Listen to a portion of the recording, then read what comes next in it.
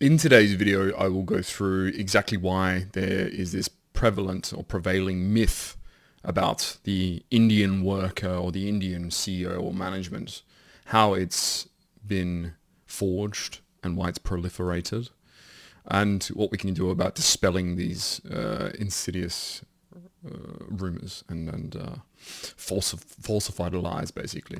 So in general, if you're not aware, there is a huge push in America for H-1B visas. The extraordinary and prodigious rise of Indian immigrants to most of the First World, and particularly the Anglosphere. The British occupation in India was the cause of English becoming one of the functional languages of the subcontinent, and thereby granting access, at least informational and if not cultural otherwise, to the rest of the Anglosphere. And so in doing that and including them in what was the Commonwealth, England and the UK, by and large have enabled what was probably a parochial or regional language to be a global language, and thus we have the lingua franca is English, and India is a big reason for that.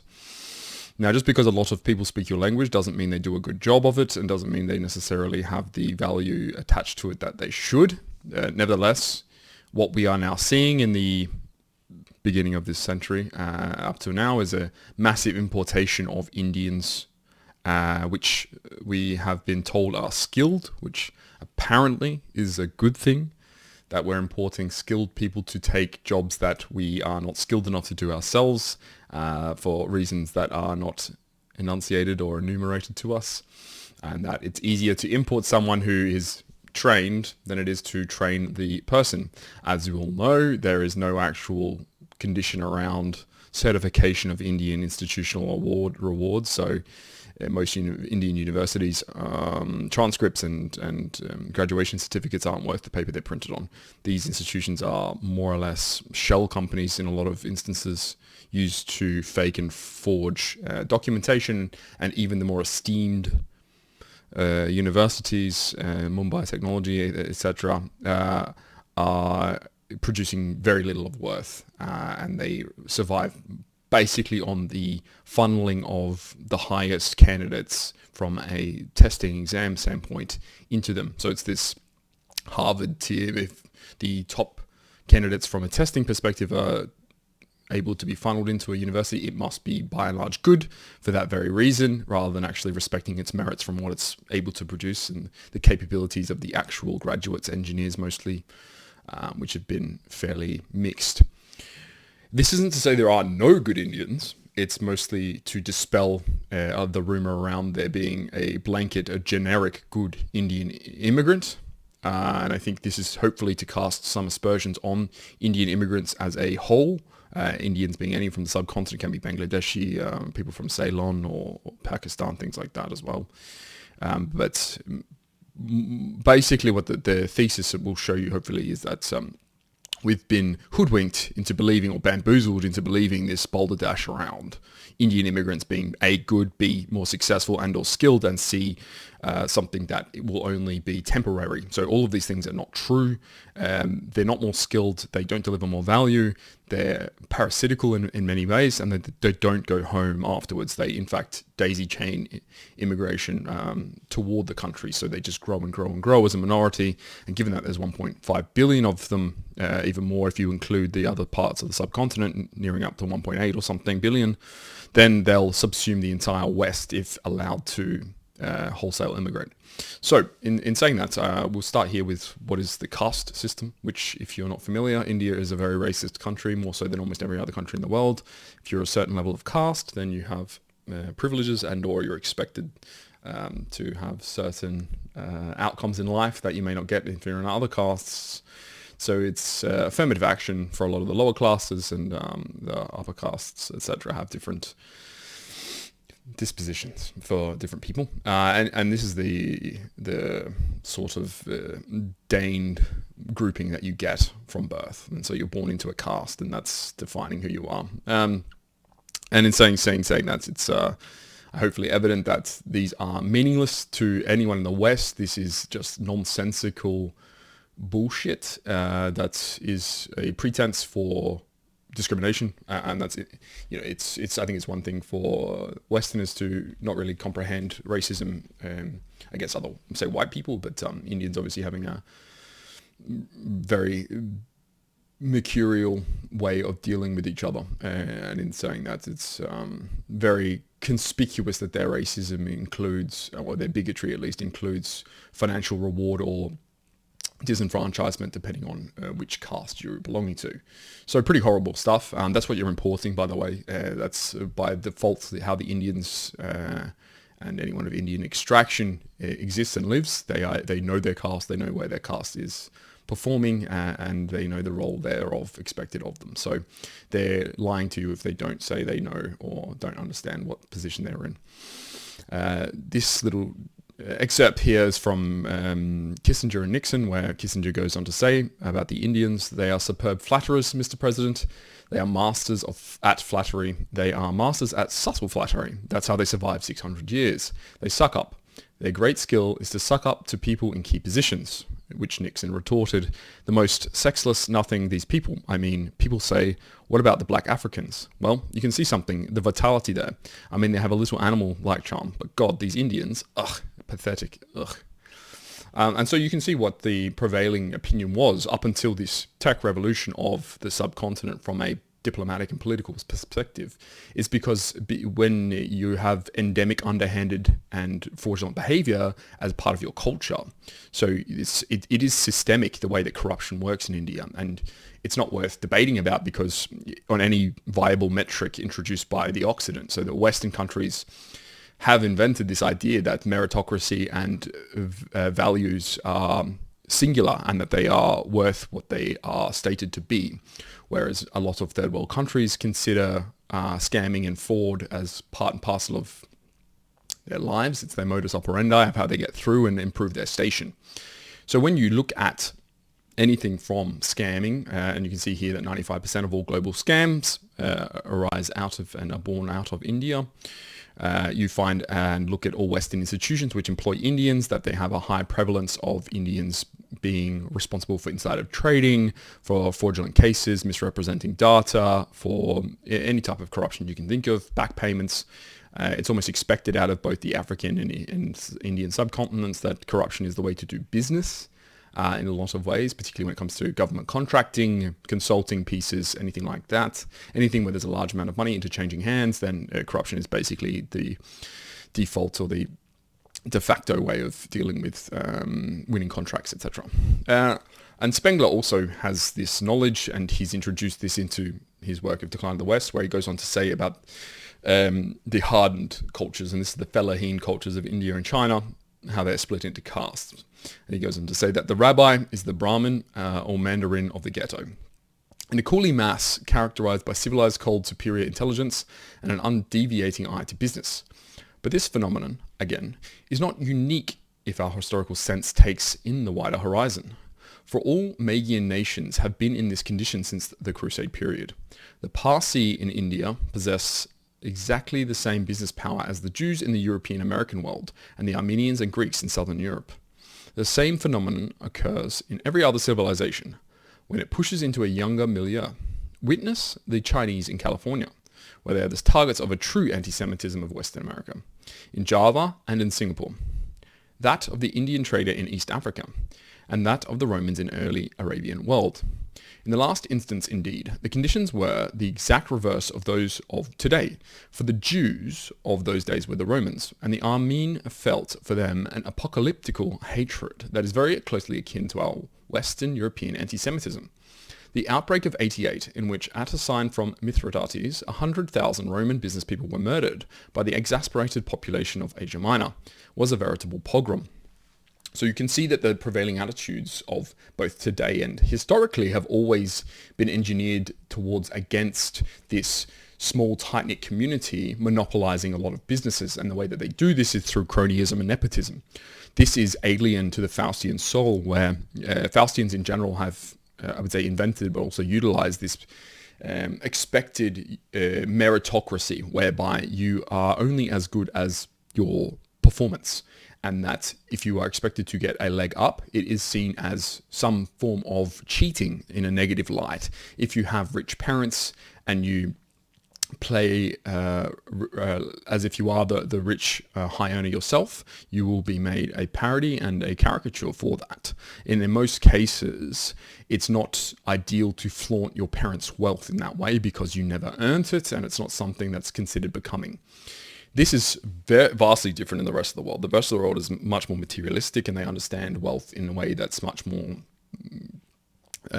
parade and showy, and that's just because the way that they glorify and obtain status is much more material in general. It's based much less on the how and much less on the actual what I have. This hoarding of riches, as Spengler says, is something that's demonstrable in only the non-Faustian world. It's the only thing they care for, is this adoration and agglomeration of riches and around riches. And so when we think about the immigration of Indians into Western society, then you have to understand the socio-cultural position that puts you in.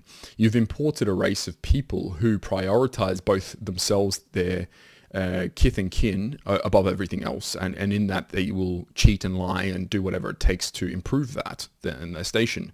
They won't have compunction or chagrin or any sort of remorse when it comes to feeling as if you're cheating someone else, because in their considerations it's not an immoral attitude. They have some casuistry or sophistry at least built into their excuses around this, and we've seen this from people like Vivek posting on X around his opinion of hard-working immigrants, particularly Indians, who are willing to sacrifice X and X and X, not necessarily understanding that all they're doing is parasitically taking from a system. There's no giving towards a system in which you're an immigrant unless you're, and this is to say, assimilating in a profound way. If you are just taking but providing it only for your intra-community, so saying we're enriching only Indian Americans, and Indian not as in the Ameri Indians, but in actual subcontinent Americans, the hyphenated American, which is to say that once you can differentiate those people as a economic group, then you know that they are helping themselves primarily, and as a ipso facto point, not helping broader America, because there's no incentive for them to uplift what is actual Americans. They are working in their own group interest, which is a known fact, and I don't necessarily, it's a net negative for an Anglosphere country or a Western country to have that. It's not a net negative for themselves, obviously, so you can understand the incentivization behind it. It's rational, it makes sense. But the Western world was not ready for how endemic cheating is. If you look at Indian exams for particularly academics, if you look, this is a picture of Indian parents helping their kids cheat during exams.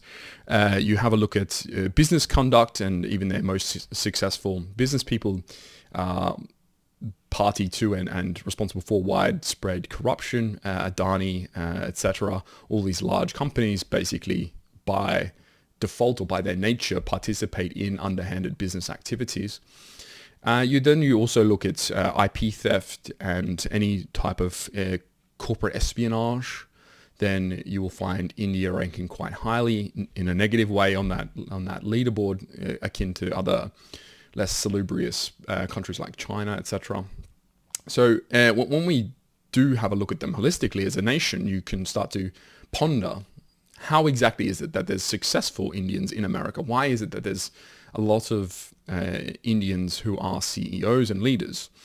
Well, this is because they're sycophantic. And so the Western mindset understands usually obsequiousness and obeisance to be a positive trait in an underling from at least a structural standpoint. So it always feels nice to have your orders taken seriously by someone under you in the hierarchy, and that it's rewarded in a way, usually in Western cultures, that you are promoted at some level after taking orders in a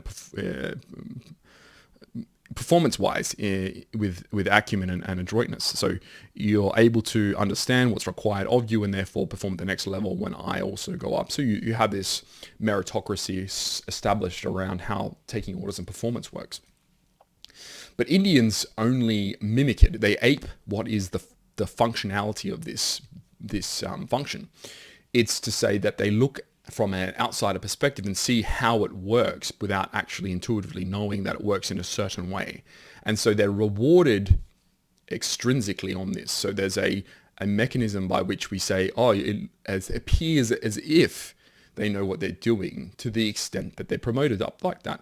And this is why you can see a huge swathe of middle management positions in large, particularly tech companies in America, with stifled innovation level. And they have a hard time cracking out of that because the nepotistic and cronyistic hiring procedures, and you can see that here from a Department of Labor report stating that how important it is to not establish an Indian hiring process, because all it does is just reinforce what is more Indians. And this is not particularly as true for East Asians, where there's a much different focus around qualifications and what they desire, which is not to say that they don't participate in their own form of discrimination when it comes to these practices, but because of the prevalence of Indians in American companies, particularly tech, then you do get this established current, more both visible and also felt.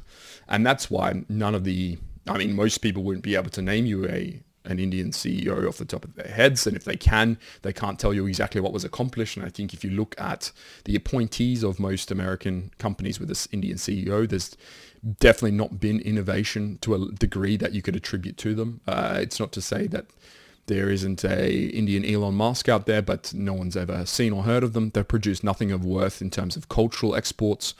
No one has ever seen a Bollywood film who's not Indian. No one has understood any books, literature, anything like that.